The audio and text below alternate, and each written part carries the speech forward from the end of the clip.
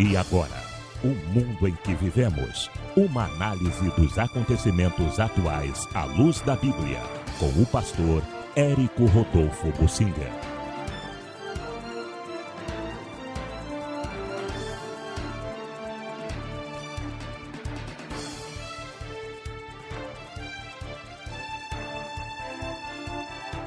Eu quero fazer comentários e focalizar o tema seguinte: a perseguição continua contra os cristãos no mundo todo. Ela toma formas variadas. Estou aqui vendo uma notícia que espantou muita gente. Na Colômbia, que foi recentemente pacificada, a perseguição aos cristãos voltou. Vamos procurar entender.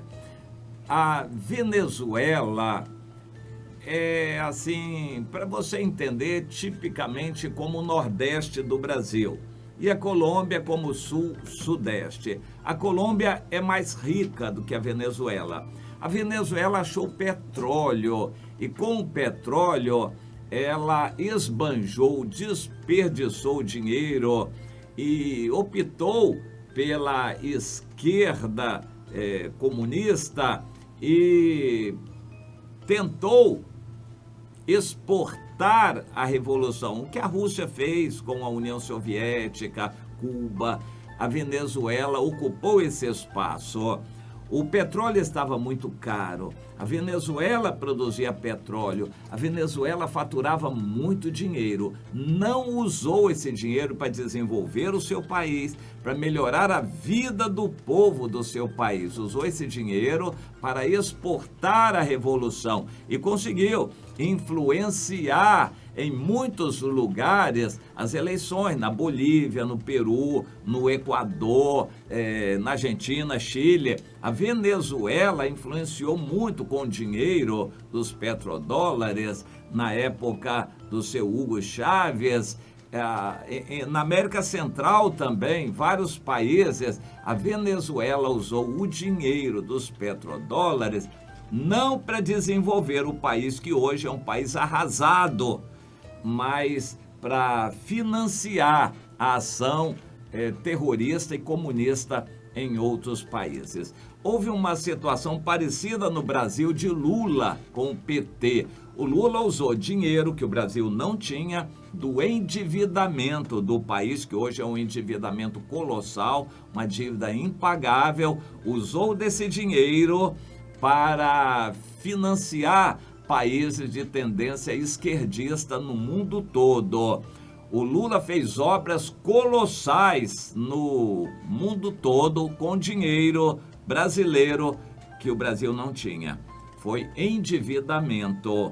E o Chávez tinha dinheiro, também se endividou, mas a capacidade de endividamento da Venezuela é muito menor do que a do Brasil. Hoje a dívida também da Venezuela é impagável, mas só que a Venezuela é menor do que o Brasil. Com isso, a Venezuela financiou ali ao lado da Colômbia, porque a Venezuela já foi um país só junto com a Colômbia, a grande Colômbia. E quando houve a divisão, a Colômbia ficou com a parte mais rica, mais evoluída, mais instruída, e a Venezuela ficou com a parte mais pobre, mais dependente do governo. Enquanto eles tinham dólares do petróleo, ia tudo bem. E eles financiaram as Farc na Colômbia. Eles queriam tomar o poder na Colômbia. Então, a Venezuela, principalmente, financiou as Farc, Forças Armadas Revolucionárias da Colômbia, um movimento comunista que, digamos assim, esquentou a situação na Colômbia. As Farc praticaram muito terrorismo, mataram muita gente, despertaram uma guerra, não conseguiram tomar o poder, porque os Estados Unidos entraram junto com o governo da Colômbia para combater as Farc. Houve muita guerra, muito confronto e morreu muita gente na Colômbia. Por fim, com a Venezuela fracassando, A Venezuela não teve mais dinheiro para ficar financiando as Farc. Elas tentaram fazer uma aliança com o cartel de drogas da Colômbia e conseguiram um pouquinho de dinheiro das drogas. Então descobriram a união, para eles boa, entre o dinheiro das drogas e o terrorismo político de esquerda. E tentaram essa união e sobreviveram. Mas os Estados Unidos atacaram, combateram o tráfico de drogas e isso enfraqueceu também os cartéis da Colômbia. E, em consequência, as Farc se enfraqueceram e o governo, foi eleito um governo populista que quis se aproveitar da situação e fez um acordo de paz prometendo para os revolucionários comunistas das Farc muitas coisas. O governo da Colômbia prometeu muitas coisas que não podia cumprir, não tinha condições de cumprir. Afinal de contas, a Colômbia não é um país riquíssimo. Ela não tinha condições de cumprir, mas prometeu muito. E as Farc aceitaram tudo aquilo. E, por causa disso, o presidente da Colômbia ganhou o título, o Prêmio Nobel da Paz, por ter pacificado o país.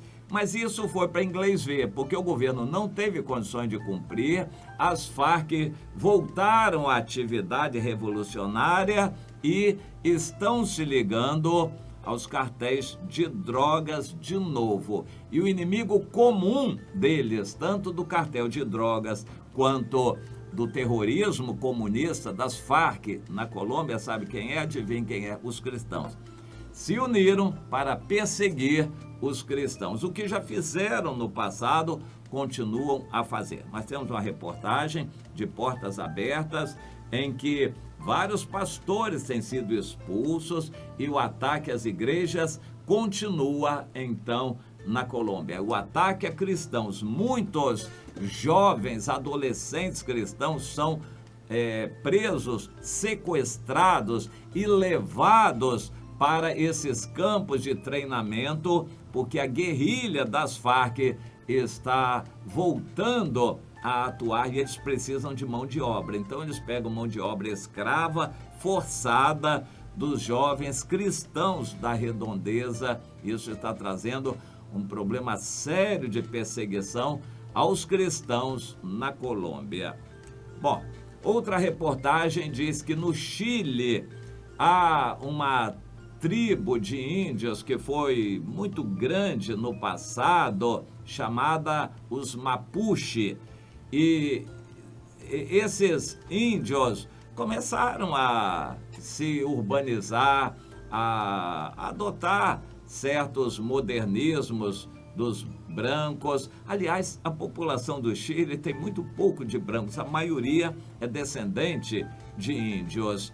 E esses Mapuche começaram a se converter. Hoje, a estimativa é de que 85% dos Mapuche sejam cristãos convertidos. Mas apareceu o movimento de esquerda com o apoio do governo esquerdista do Chile, a Bachelet, e apoiaram a volta dos Mapuche às suas tradições. Eles acharam que o cristianismo estava atacando o que é a verdadeira cultura dos Mapuche. Então começaram a perseguir os cristãos, para que os Mapuche retornassem às condições antigas de adoração de sol, de lua, de estrelas e de coisas desse tipo.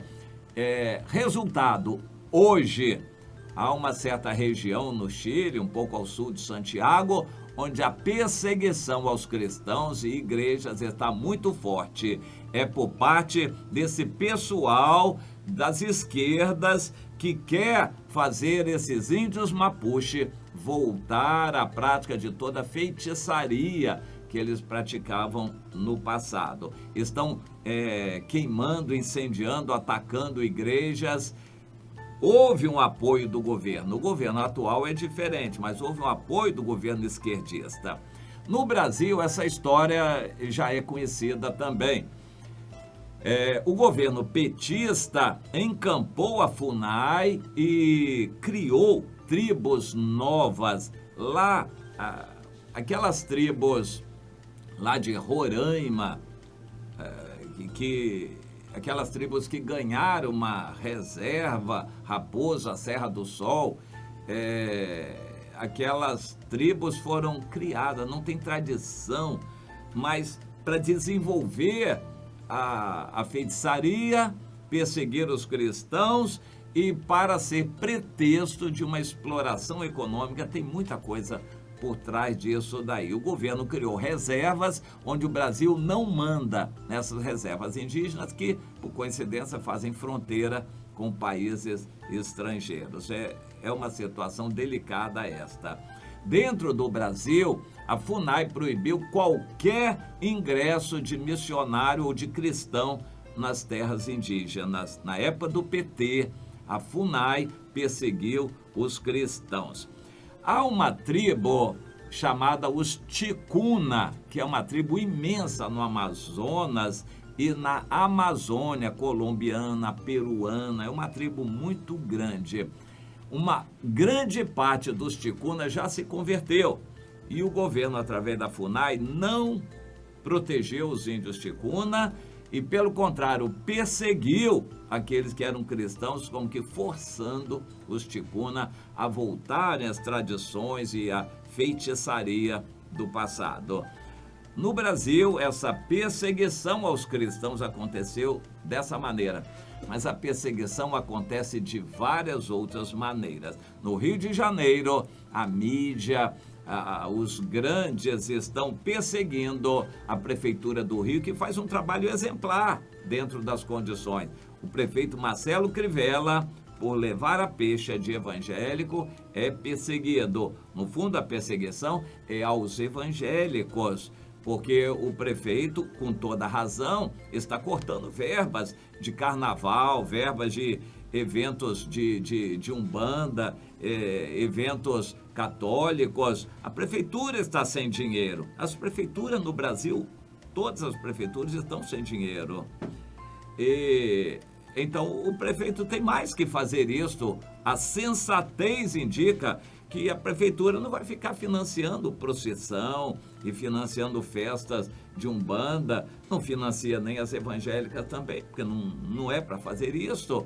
Então, está mais do que certo, cortando verba de carnaval, mas aí criticam, porque o prefeito não está apoiando certas obras culturais, uma cultura que Lei Rouanet, coisa que não tem nada a ver com o que nós entendemos ser útil e bom, mas porque o prefeito e a prefeitura não estão financiando essas alas culturais, então os grandes intelectuais e cultos estão combatendo a prefeitura e estão falando mal do prefeito. Não deixa de ser uma perseguição religiosa. Lá no Oriente, quando os Estados Unidos, até antes do Barack Obama, mas o Barack Obama continuou, a chamada Primavera Árabe. Os Estados Unidos invadiram o Iraque, depois invadiram a Líbia, provocaram aquela situação no Egito, depois partiram para a Síria. Os Estados Unidos estavam por trás de tudo isso que acontecia, para derrubar os ditadores. O ditador Saddam Hussein no Iraque, o ditador Muammar Gaddafi na Líbia, lá o ditador do Egito, e depois o Assad da Síria, eles pretextando derrubar ditaduras, na verdade fizeram uma divisão do país. Todos esses países estão hoje arrasados. É Iraque, é Líbia, Egito e Síria. Todos esses países são arrasados economicamente, há uma guerra dentro deles e o denominador comum disso tudo, perseguição aos cristãos. Perseguição na Líbia, perseguição no Iraque, perseguição no Egito, perseguição na Síria. A Turquia tem um processo um pouco diferente, mas também tem perseguido fortemente os cristãos. Nesses países onde os cristãos tinham alguma proteção do governo, agora não tem nenhuma. Os cristãos são os mais perseguidos nesses países todos. Até Israel já perseguiu os cristãos. Hoje estão um pouquinho mais tolerantes, mas ainda não aceitam os cristãos. No mundo todo, os cristãos estão sendo perseguidos. Na Rússia, depois que deixou o comunismo, houve um alívio para os cristãos. A Rússia voltou recentemente a atacar fortemente todos os cristãos. Proibir a instalação de igreja, proibir o funcionamento e fiscalizar as finanças, ou seja, de todas as maneiras possíveis. A Rússia tem feito leis rigorosíssimas para perseguir os cristãos.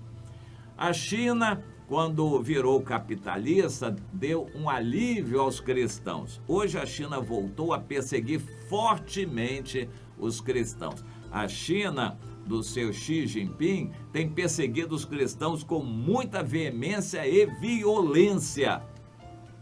A Índia vai seguindo o mesmo caminho também. Em muitos lugares da Índia estão perseguindo os cristãos de todas as maneiras. Ou seja, no mundo todo, o cristianismo está sendo perseguido. Nos Estados Unidos, os cristãos levaram muito na cabeça na época do seu Barack Obama. Entrou o Donald Trump, porque os cristãos oraram, clamaram, choraram, pediram que Deus mudasse a situação e Deus deu condições da situação ser mudada. Vai voltar depois a perseguição, mas por enquanto há um certo alívio aos cristãos, mas eles foram muito perseguidos nos Estados Unidos. Em muitos países da América Central, em muitos países muçulmanos, em muitos países africanos, os cristãos estão sendo duramente perseguidos, massacrados, igrejas incendiadas, muitos mortos. No fim de ano, por exemplo, na Nigéria, o Boko Haram, os terroristas muçulmanos, atacaram muitas igrejas e mataram muitos cristãos. A perseguição está aumentando no mundo todo. O Brasil vai ficar de fora? Por que a perseguição está aumentando? É a permissão de Deus para purificar a igreja para o arrebatamento. Nós vamos passar por uma boa no Brasil? A igreja estaria bem no Brasil? Não, está muito mal, o sal insípido. Então você pode esperar de todas as maneiras perseguição aos cristãos. E essa onda de perseguição que se levanta contra os cristãos no mundo, e em especial no Brasil, vai aumentar. Essa onda de perseguição aos cristãos no Brasil vai aumentar. Daqui a pouco, governos estarão perseguindo a construção de templos, governos estarão perseguindo a participação dos cristãos na mídia, eles estarão perseguindo os cristãos, suscitando contendas entre os cristãos. Daqui a pouco nós vamos ouvir muitas críticas de igrejas contra outras igrejas, pastores contra outros pastores, a perseguição, suscitando confusão no meio dos arraiais evangélicos para jogar uns contra os outros.